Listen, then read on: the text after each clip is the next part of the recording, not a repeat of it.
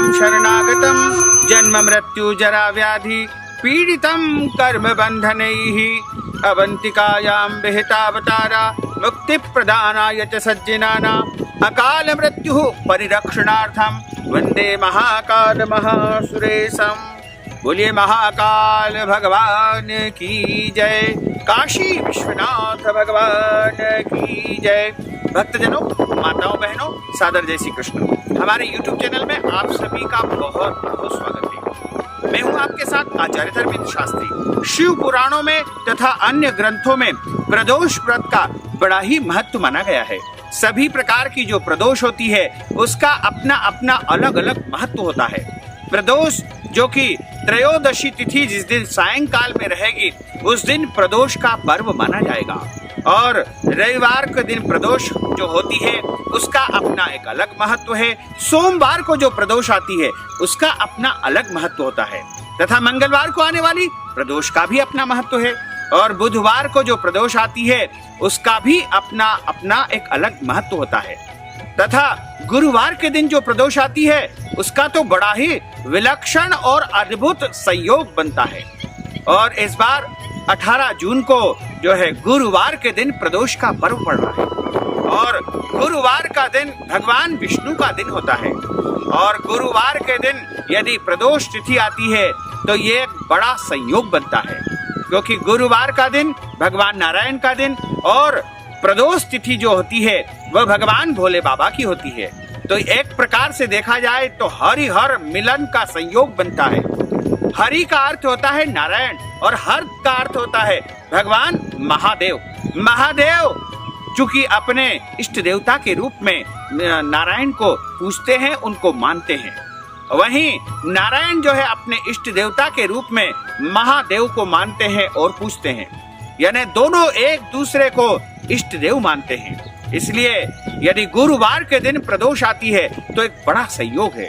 धर्म ग्रंथों में ऐसा लिखा हुआ है कि जो संतान की इच्छा करता है उसे संतान की प्राप्ति हो जाती है। यदि कोई कन्या विवाह की इच्छा से इस व्रत को करेगी तो निश्चय ही उसका विवाह हो जाएगा, और यदि कोई पुरुष रोजगार की कार्य की इच्छा से इस व्रत को करेगा तो उसकी वह भी अभिलाषा पूर्ण हो जाएगी।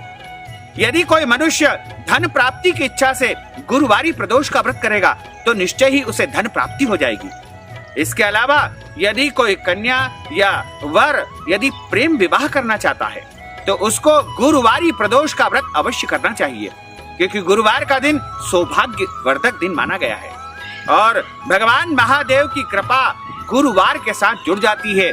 इसलिए गुरुवारी प्रदोष को सौभाग्य वर्धक मानी गई है। शिव पुराण में ऐसा बताया है कि भगवान भोलेनाथ गुरुवारी प्रदोष के दिन कैलाश पर्वत पर जो रजत भवन है वहां पर प्रसन्न मुद्रा में नृत्य करते हैं।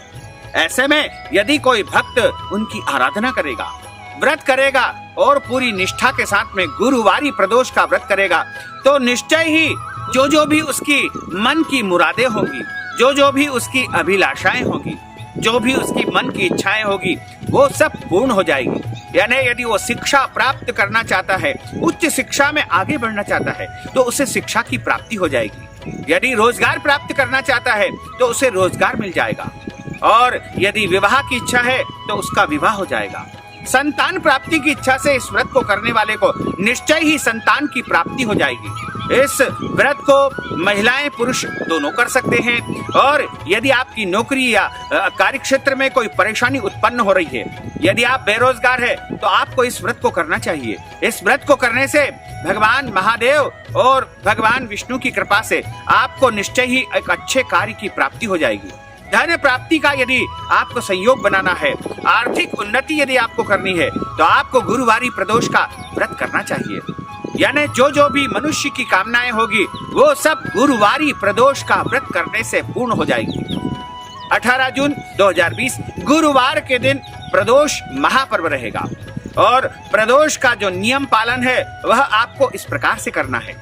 सबसे पहले आपको सूर्योदय से पहले उठना है, और उठने के बाद में आपको स्नान आदि अपना नित्य कर्म करना है, और स्नान करने के बाद आपको धुले हुए वस्त्र धारण करना चाहिए। स्नान करने के बाद जो हमारा बिस्तर होता है जिस पे हम सोए होते हैं उसको स्पर्श नहीं करना चाहिए, अन्यथा हम पुनः अपवित्र माने जाएंगे।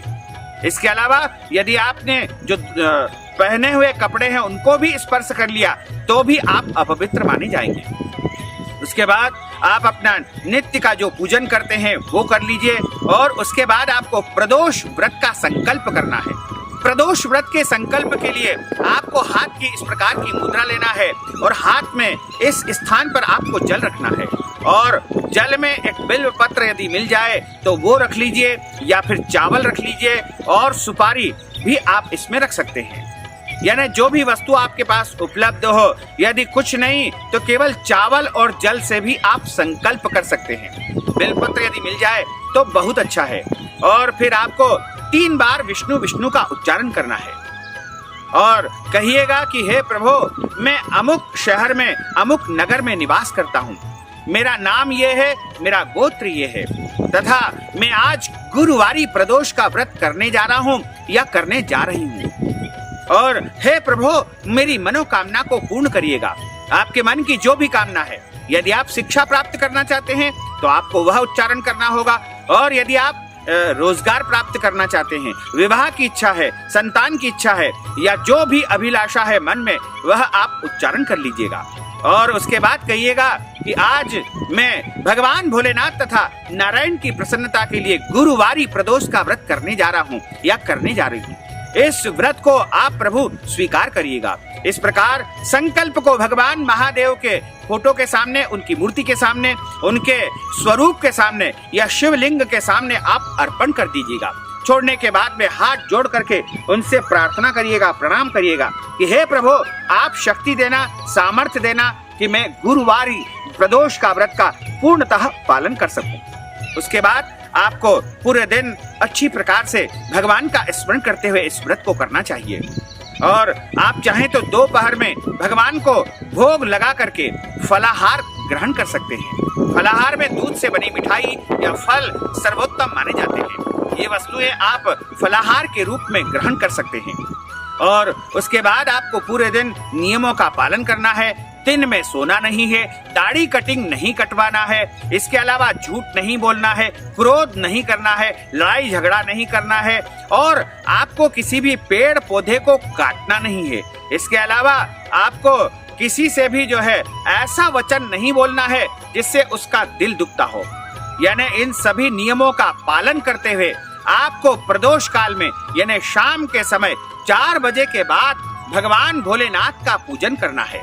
तो आप पूजन के रूप में यदि आपके यहाँ शिवलिंग है तो आप उनका पूजन करें, उनको जल से स्नान कराएं, दूध से स्नान कराएं और चंदन लगाएं, जनेऊ चढ़ाएं और कलावा चढ़ाएं।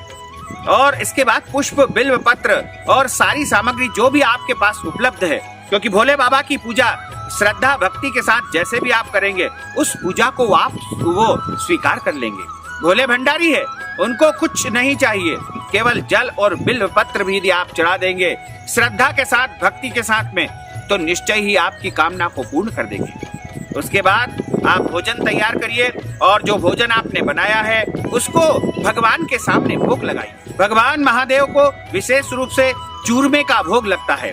आटे की बाटी बनाते हैं, उसका चूरमा बनाया जाता है और उसको भोग के रूप में भगवान के सामने रखा जाता है।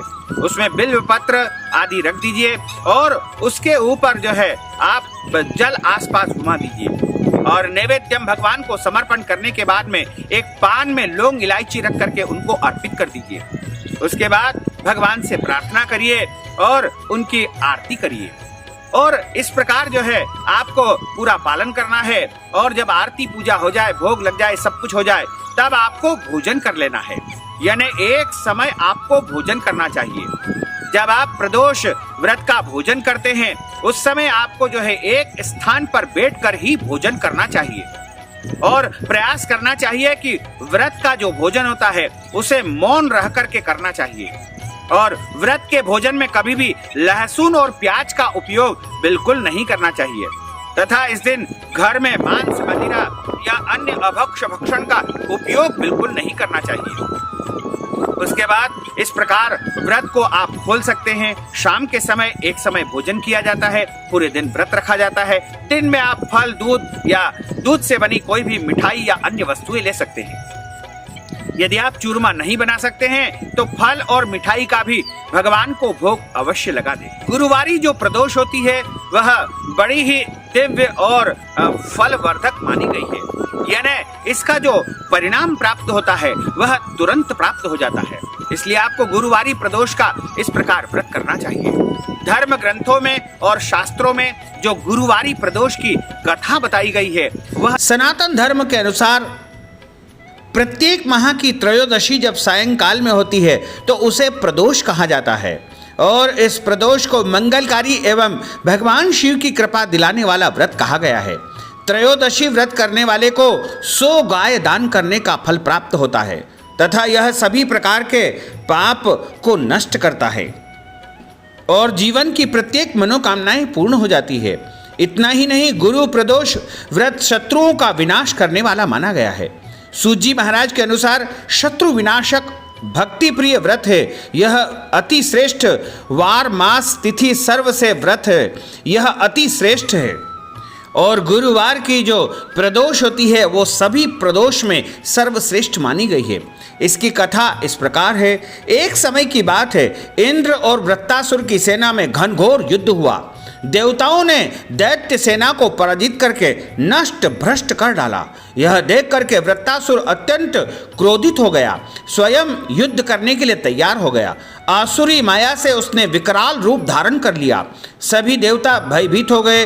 देवगुरु बृहस्पति की शरण में पहुंचे। बृहस्पति महाराज बोले, पहले मैं तुम्हें वृत्तासुर का वास्तविक परिचय दे दूं। वृत्रासुर बड़ा तपस्वी और कर्मनिष्ठ है। उसने गंधमादन पर्वत पर घोर तपस्या करके भगवान शिव जी को प्रसन्न कर लिया है। पूर्व समय में वह चित्ररथ नामक एक राजा था। एक बार वह अपने विमान से कैलाश पर्वत को चला गया। वहां शिव जी के वाम अंग में माता पार्वती को देख करके वह उनका मजाक उड़ाने लगा, उपहास करने लगा।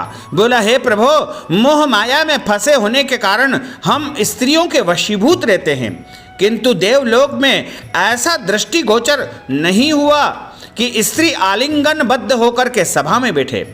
चित्ररथ के यह वचन सुनकर के सर्वव्यापी शिव शंकर मुस्कुराकर के बोले, हे राजन, मेरा व्यवहारिक दृष्टिकोण पृथक है। मैंने मृत्युदाता कालकुट महाविष का पान किया है, फिर भी तुम साधारण जन की भांति मेरा उपहास उड़ाते हो, मेरा मजाक उड़ाते हो। माता पार्वती क्रोधित हो गई और चित्ररथ से संबोधित करते हुए बोली कि अरे दुष्ट, तूने सर्वव्यापी महेश्वर के साथ में मेरा भी उपहास यानी मजाक उड़ाया है। अतः मैं तुझे वह शिक्षा दूंगी कि फिर तू ऐसे संतों का उपहास का दुस्साहस कभी भी जीवन में नहीं करेगा। अब तू दैत्य स्वरूप धारण करके विमान से नीचे गिर जा। मैं तुझे श्राप देती हूं कि इसी समय तू राक्षस बन जाएगा, तू दैत्य बन जाएगा। जगदम्बा भवानी माता पार्वती के अभिश्राप से चित्ररथ राक्षस योनि को प्राप्त हुआ और त्वष्टा नामक ऋषि के श्रेष्ठ तप से उत्पन्न होकर के वह वृत्तासुर नामक राक्षस बन गया। गुरुदेव बृहस्पति आगे कहते हैं कि वृत्तासुर बाल्यकाल से ही शिव भक्त था।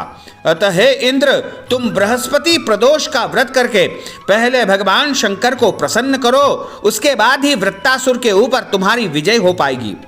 देवराज ने गुरुदेव की आज्ञा का पालन करके बृहस्पति की आज्ञा के अनुसार गुरु प्रदोष का व्रत किया और गुरु प्रदोष का व्रत करने के प्रताप से इंद्र ने शीघ्र ही वृत्तासुर का वध कर दिया तथा उसके ऊपर विजय प्राप्त कर ली और देवलोक में शांति छा गई। इसलिए प्रदोष का व्रत, गुरु प्रदोष का व्रत भक्तों को अवश्य करना चाहिए। यह व्रत परम मंगलकारी है, परम कल्याणकारी है। जो इस कथा को सुनता है, सुनाता है, उसकी सारी मनोकामनाएं पूर्ण हो जाती है तथा उसके जीवन में कभी भी कोई कष्ट और संकट नहीं आता है। बोलिए लक्ष्मी नारायण भगवान की जय, श्री वृंदावन बिहारी लाल की जय, गोपाल कृष्ण भगवान की जय। अच्युत अच्युतं केशवं रामनारायणं कृष्णदामोदरं वासुदेवं हरे श्रीधरं माधवं गोपिकावल्लभं श्रीजानकी नायकं श्रीरामचन्द्रं भजे जानकी मनोहरं सर्वलोकनायकं श्रीशङ्करादिसेवितं पुण्यनाम कीर्तनं श्रीराम राम राम राम राम नामतायकं रामकृष्ण वासुदेवा भक्ति मुक्तिदायकं रामकृष्ण वासुदेवा भक्ति मुक्तिदायकं रामकृष्ण वासुदेवा भक्ति मुक्तिदायकं। बोलिए श्री लक्ष्मी नारायण भगवान की जय, भोलेश्वर भगवान की जय, काशी विश्वनाथ भगवान की जय। नमः पार्वती पते हर हर महादेव हर। तो भक्तजनों, माताओं बहनों, हमने जो ज्ञानवर्धक जानकारी आपको दी है उसको आप अधिक से अधिक लोगों को शेयर करिएगा, लाइक करिएगा, कमेंट करिएगा और कमेंट बॉक्स में अपना प्रश्न अवश्य लिख दीजिएगा। साथ ही यदि अभी तक आपने सब्सक्राइब नहीं किया है तो अभी और इसी समय सब्सक्राइब अवश्य कर लीजिए। आपको और आपके परिवार को सादर जय श्री कृष्ण, सादर धन्यवाद।